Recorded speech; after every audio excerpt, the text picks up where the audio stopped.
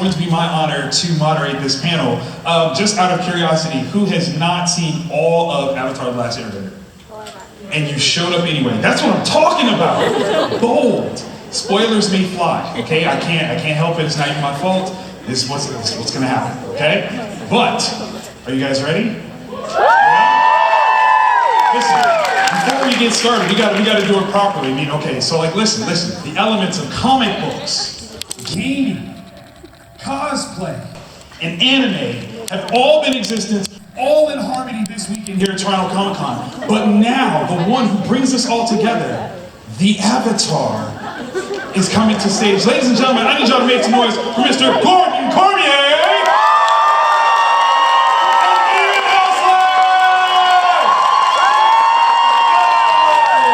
How you guys doing? Oh wow. It's good. What's up, y'all? Hello. Guys, how we doing today? Yes? Yes. Have we enjoyed the con so far?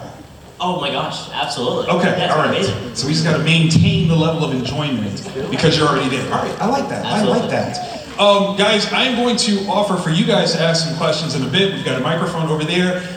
Just don't ask for spoilers. Don't do that, okay? And I also have been told that we need like the cap on any marriage proposals. No marriage proposals, okay?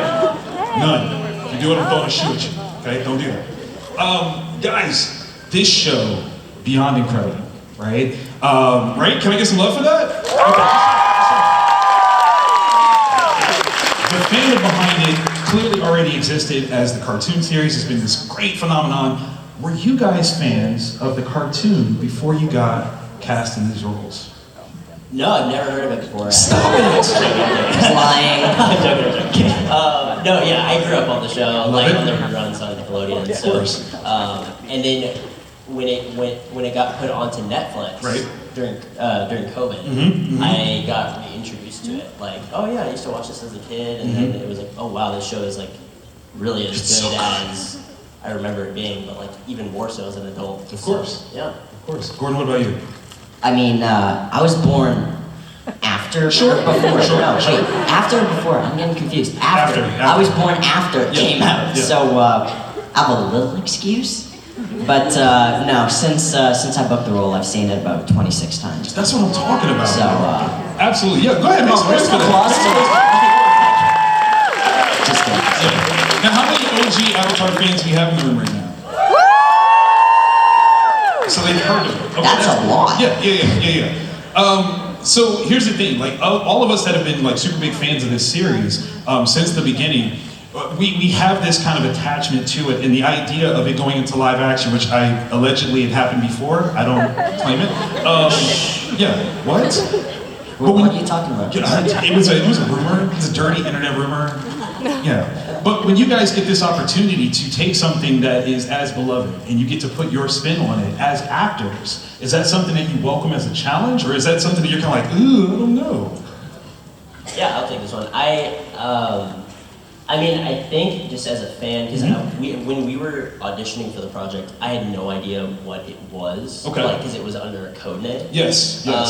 So in the video, it just came out recently, actually, where I realized that it's Sokka and Avatar: The Last Airbender. I was like, oh my god, it's Sokka, what? And so the first week of my life was like, oh my god, this is so dope. And then I eventually was like, oh my god, I'm Sokka, what the heck? Like, how am I gonna do that? It's so much pressure. I love it. So, but the thing that's interesting is it's different than adapting like a book into a movie, because in a book you obviously like want to get it exactly like the book into a movie, but a whole other world with an animated show, because people have a visual representation of what they think Sokka is, or Aang, or Katara, and so it's an immense challenge. Of course. It's like, oh wow, like people, you can look at Sokka and be like, that's Sokka, or that's Aang. And so yeah, it was a huge challenge, but we were excited to take it on. I love it. Gordon, do you agree? I mean, yeah, I'm going into it head first, eyes closed, with a goofy-looking Aang grin on my face. So I was really excited after I booked this. I had no clue what it was, like. But after I figured it out, I studied up, I'm ready, and I hope you guys love what we did with it. Oh, we did. Definitely. things that I can say as a fan of the original series and what you guys brought to the show is that you brought something authentic and original. So it's almost a plus that you weren't so rooted in what the cartoon had to be. You guys got to bring forth something really amazing. And I think something that is kind of understated from us as fans, but you can clearly see the tenacity of it, is your martial arts background and how that affected your abilities to perform. Can we talk about that? How long have you guys been doing martial arts?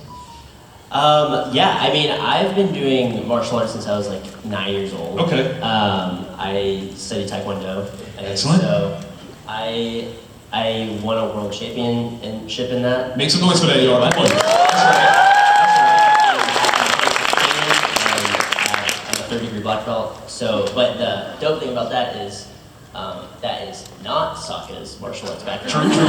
So a lot of that was like just learning how to unlearn technique, like just, you know, put my heart and soul into it and none of the technique stuff. So that's what it looked like for me with the martial arts background. Respect. Well, for me, I also did Taekwondo from ages 6 to 7. So, big flex. That's right. Long story short, I didn't remember any of it, so I had to train. Like, I was working at it, and I mean, hopefully I figured something out. I think so. Yeah. He's really humble about it, but like, No world championship games. oh man, he's really humble about it. But actually, like, we did this 6-week-long boot camp, Right. preparing, and so like actually, I was like, we all learned how to bend every element, which is actually kind of cool. Oh, that is awesome. But like, for Gordon, because he didn't have like that foundation yet, he had to work so much harder because he had to be a master on Right. day one. And he was going home and like practicing for hours, like he would take videos of like what they were gonna do